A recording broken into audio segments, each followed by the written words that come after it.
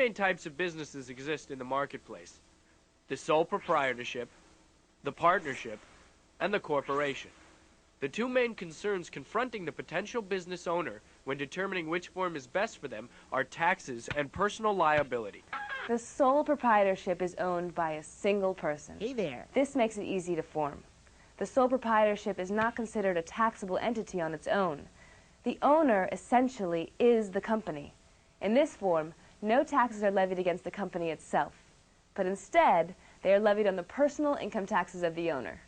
The partnership is when two or more people own a business without incorporating. Seymour and Chucky have just formed their own partnership to sell coiled plastic play toys to commuters. A partnership is easy to form and has a similar tax arrangement as the sole proprietorship because, just like the sole proprietorship, the partnership is not a separate taxable entity. There are two main types of partnerships, general and limited.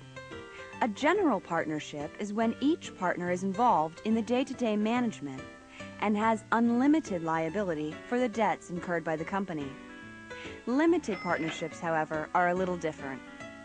In most limited partnerships, there is a limited partner who supplies the money and a general partner who supplies the expertise. Limited partners are liable only to their amount of investment in the partnership. However, their power in management of the company is also limited. In other words, in limited partnership arrangements, general partners run the show, just like you and your parents. It must be said that these two formations have disadvantages in that, 1, it is tough to raise large amounts of funds or capital. 2, if the business fails, the sole proprietor and the general partner are personally liable for debts. And 3, it exists only if the owner does. If you die, the business entity dies with you. Not only did he die, but so did the business entity. The third type of business organization is called the corporation. The corporation as a form of business was created by a legislative act of the government as a separate legal body for the explicit purpose of conducting business. The owners of the corporation are the shareholders, or those who own stock in that corporation. How big your piece of ownership is depends on how many shares of stock you own.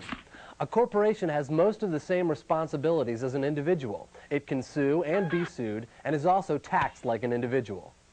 The advantages of the corporation are 1, no personal liability. The corporation itself can be sued, but not its individual investors. And 2, the ease of shifting ownership, which can be divided into stock and sold in public markets. And 3, the corporation lives on even after you don't.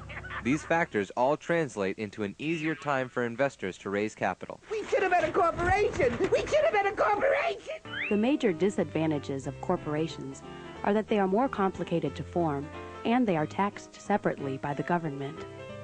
This is known as the corporate income tax. The corporate income tax rate differs depending on the amount of corporate income and the whims of Congress. The corporate income tax basically results in a double taxation. How's that? Because the business gets taxed and then the dividends or payments to owners of the company are taxed as income to individuals. The same money is taxed twice. Oh. Let us walk you through an example of the double taxation that corporations unfortunately face. Hey, my name is Dave Thompson, owner and operator of Tattoo U Incorporated, a national chain of tattoo parlors featuring excellent and courteous service, a sterile and clean environment, and the latest designs in tattoo formal wear. For argument's sake, let's say that Tattoo U has been a big hit this year. It had a taxable income of $600,000. Let's also assume that the marginal corporate income tax rate for this year is 38%. Finance people call taxes marginal to kind of combine state and federal and everything else, so we do it too. So don't freak. 38% of Tattoo U's income is paid to Uncle Sam. Because the corporation is owned by many shareholders, those shareholders receive the financial return on their investment in the form of dividends. But this is where the double taxation comes in. Once those dividend payments are sent to the shareholders, they are taxed again by the government as personal income of the individual shareholders. So, first, the separate corporate legal entity of Tattoo U is taxed, and then its individual owners are taxed. This compares to Our Heavenly Tattoo, a local tattoo parlor that is a sole proprietorship run and owned by Big Jimbo Floyd. Big Jimbo's income from Our Heavenly Tattoo is considered his personal income because his business is a sole proprietorship. So, the income from the business is added to Big Jimbo's income without a separate tax to Our Heavenly Tattoo. Jimbo is taxed at his individual income tax rate. He's only taxed once. It must be said that although corporations do have disadvantages, most companies incorporate, unless they're very small. Why? Because it's easier to raise capital or funding for your business as a corporation. Raising capital as a sole proprietor or partnership is much more difficult. Also, investors in corporations have limited liability, meaning the most that they could lose is the amount they invested in the company's stock. Now that we've seen what types of business forms we have to choose from,